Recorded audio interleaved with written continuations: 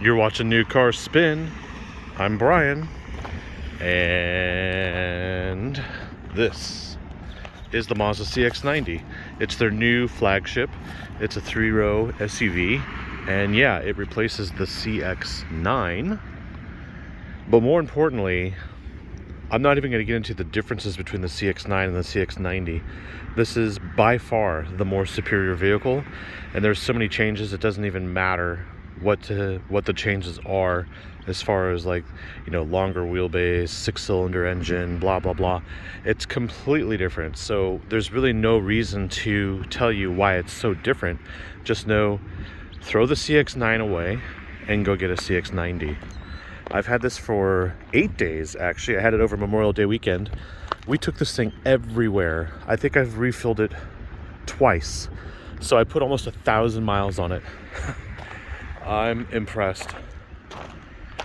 It's actually, from the outside, it doesn't look that big, but it really does have a lot of space. And one of the biggest things I hated about the CX-9 was this third row, because in the CX-9 the headrests actually came out past the C-pillar. They were like over here, which meant that the glass was your only safety cage, whereas now you see the C-pillar is definitely protecting those headrests. So anyone in this third row is going to be safer now, which is super important to me. This obviously is the decked out version. I never really get a press car without all the features. So one feature we are missing is a spare tire and a jack. Maybe? Hold on a second. Yep. No spare tire. But we do have a power trunk. Back seat's pretty cool. This one does have sunshades, but you see, look at this door opening. Mazda's really good at this. This door opens 90 degrees. Close enough. Which makes it easy to get in and out of.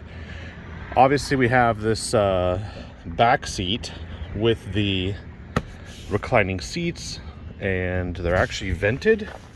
So if you look down in here, we have heated, cooled, vented. We have auto climate control, USB-C ports. In here, we have a storage console deep enough for a 15-count cigar humidor, you know, just in case your kids get into it real early. And then down here is a hidden spice drawer. You get to put all your spices in there. What else we got? Pretty easy to move the seats forward. Okay, so there's nothing back there. No oh, there is a USB-C back here for the third row, but not heated seats. And let's see if I put this back. There we go. Not worried about that today. They're picking this car up in like 20 minutes, so I'm just gonna pound through this review.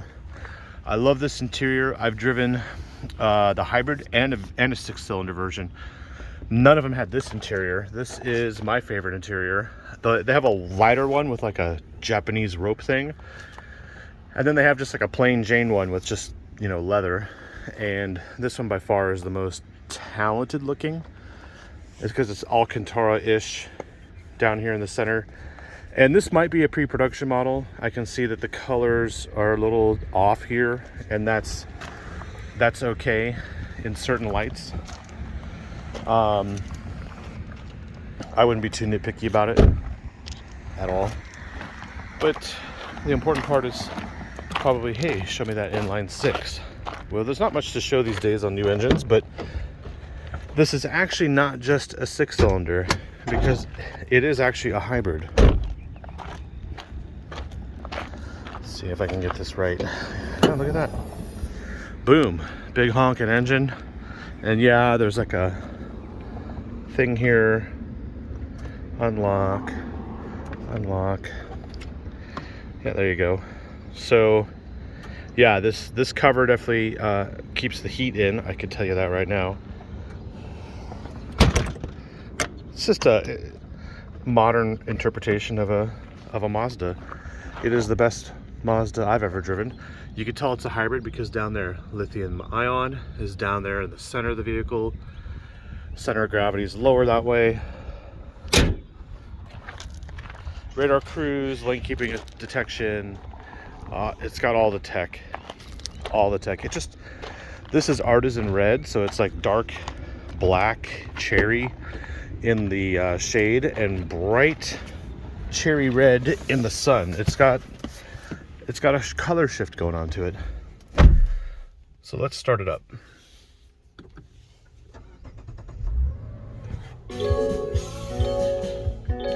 Turn on the music so I don't get flagged.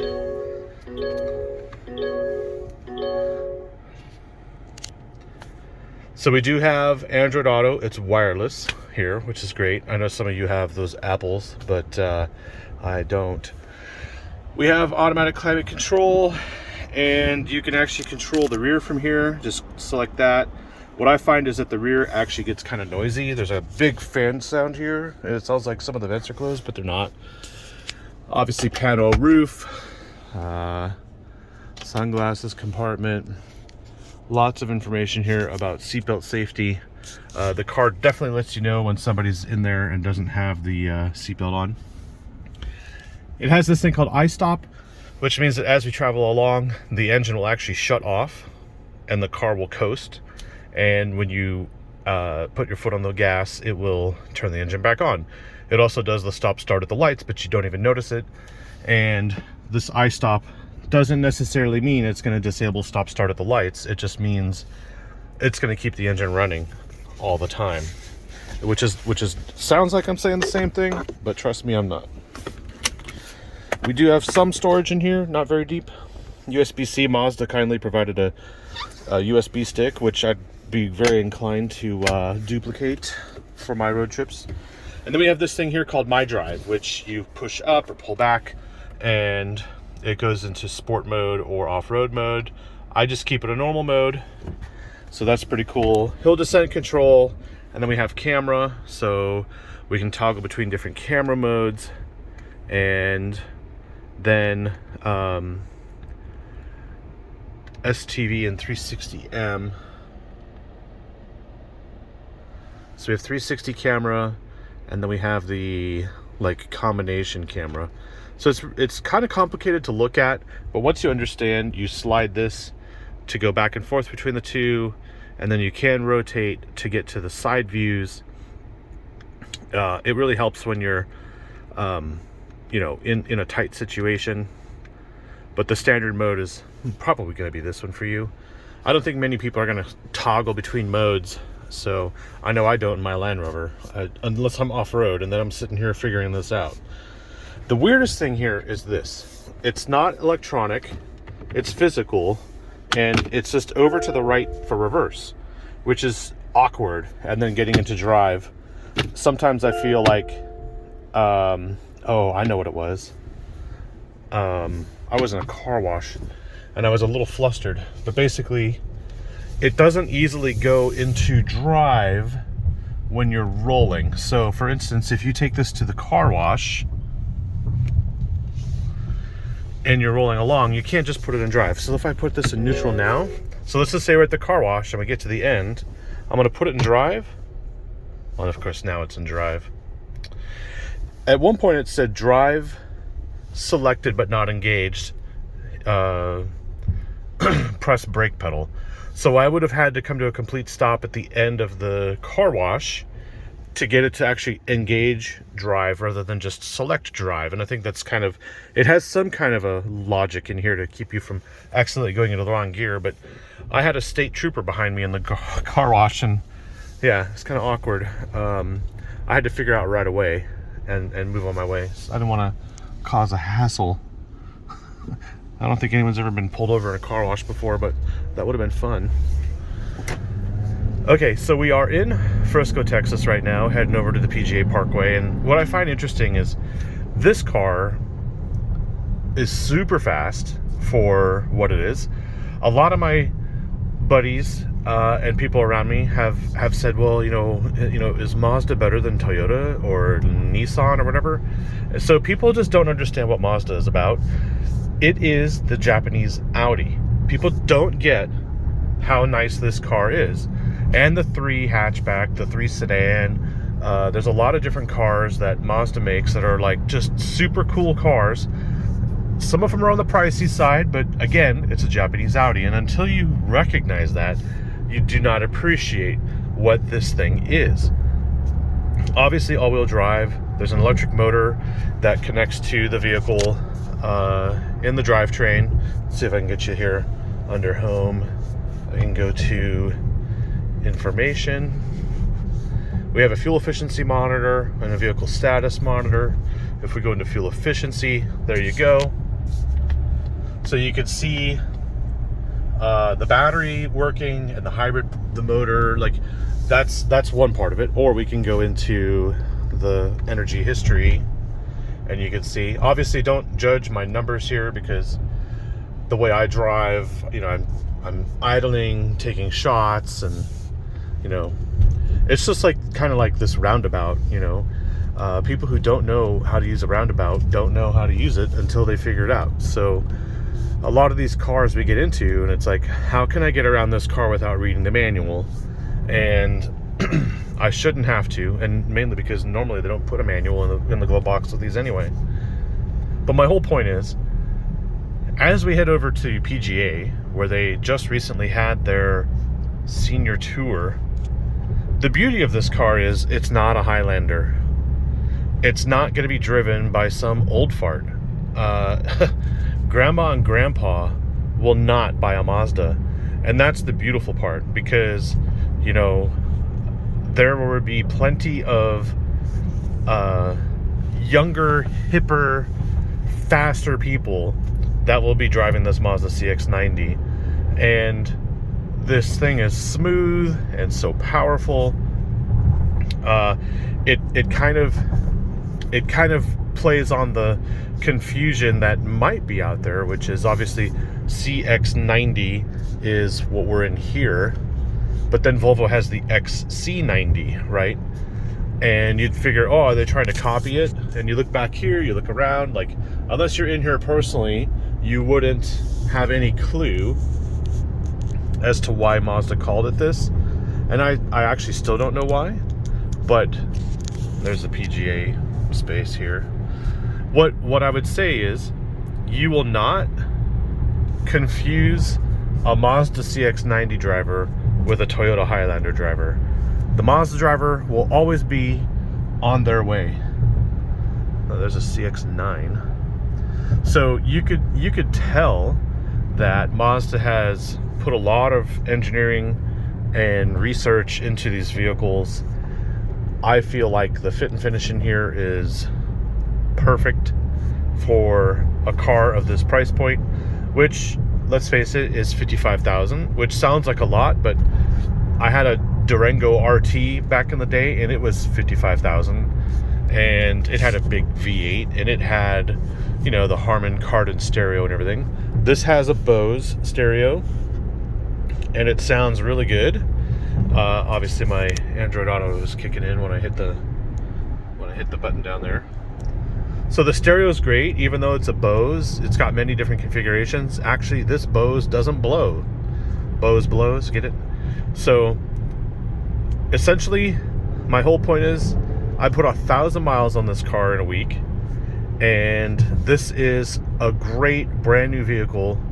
If you find one of these available, let's just say at the Hertz or Avis counter, and you're driving to Vegas, this is the one you take to Vegas. This is what you take to Vegas.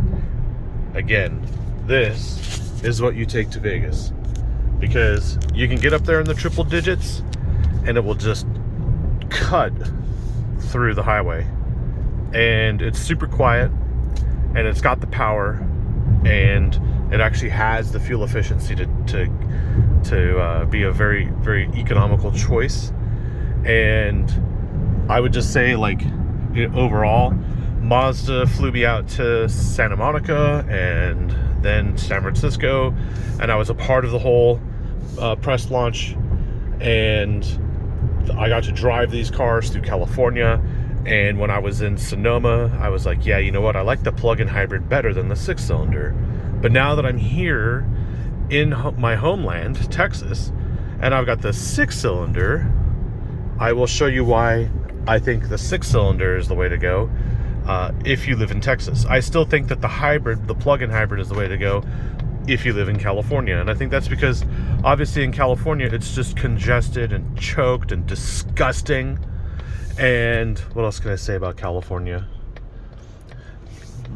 Illogical. I'll stop there. But you know, the hybrid made more sense, especially with the hills and everything, because you wouldn't have any you know, wasted fuel going up and down hills.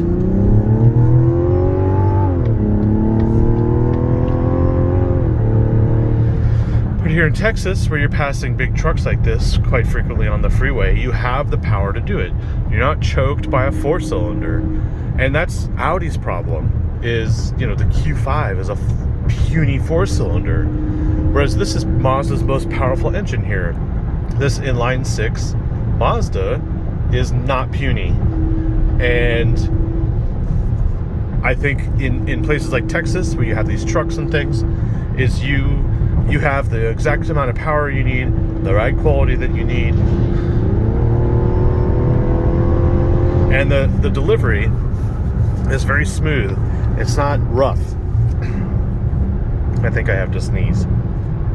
Well, maybe I don't. That there is a tollway. I did sneeze, sorry. Okay, well, as you know, I don't edit these videos, so please like and subscribe. Mazda CX-90, I've had a lot of compliments on this. People love the color. People ask about the color, and they all ask because they think, oh, is that something new? And it's like, yes, as a matter of fact, it is new. And I hardly see any of these on the road right now because they're so new. And so it's a conversation piece for sure, but it's also a very enjoyable car. Now, if I push this button here, everything changes on the instrument cluster, and you get basically a self-drive capability, and it's going to be able to help you drive in stop-and-go traffic, and basically it replaces cruise control, you know, as a alternative. So it's this instrument cluster that's really cool. You know which mode you're in for sure when you engage it, and that mode can be controlled here. You could tell it, you know, keep that screen on the whole time. And so even though you won't have the radar cruise or something on, this system will still display the other vehicle information. And it does look quite three-dimensional. They did a really good job here with the design. And this is why I'm saying it's a Japanese Audi. It's just it's a highly underrated, extremely overlooked brand with an incredible product. Obviously wireless charging, cup holders, but they're not heated and cooled. There's not like fancy doodad stuff in here. Nothing gimmicky on the physical side. So it's more driver focused than trinket focused. But I would definitely say this is more enjoyable than a Toyota Highlander, and those are not cheap either.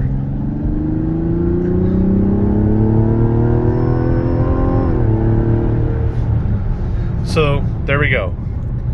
Very, very capable vehicle. This is definitely. I wish. I wish I had more time with it. Maybe I could do a long term with this vehicle and do some road trips and let you know like what it's like. The only real complaint right now is this gear selector, and also sometimes when you're driving along, the stop start, the engine will stop before you get to the stoplight, and then when you come to a stop, the engine turns on and then it turns off. But you know, I'm not going to worry about that at all. You don't hear it, you don't feel it. I just see it here when the engine's off or on, and it's kind of like, why is it always going off and on when I come to a red light? Not really my problem, actually. Maybe it's by design, maybe it's the way I'm braking, I don't know. But again, I'm not going to change my driving style so that I don't have it turning on and off. It's just going to do its thing, and I'm just going to leave it at that. Now, obviously, that's a software thing, and they could also always tweak that and have updates. And I think, when you've got something this new and quick to the market, it's going to be something that they're going to, I wouldn't say address, but thanks for signaling. Wow.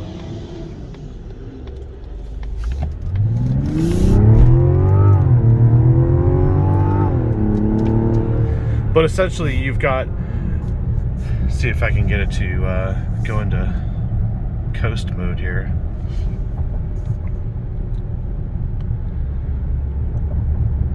Very comfortable, obviously. It tries to be fuel efficient. Will it go into coast mode? Who knows?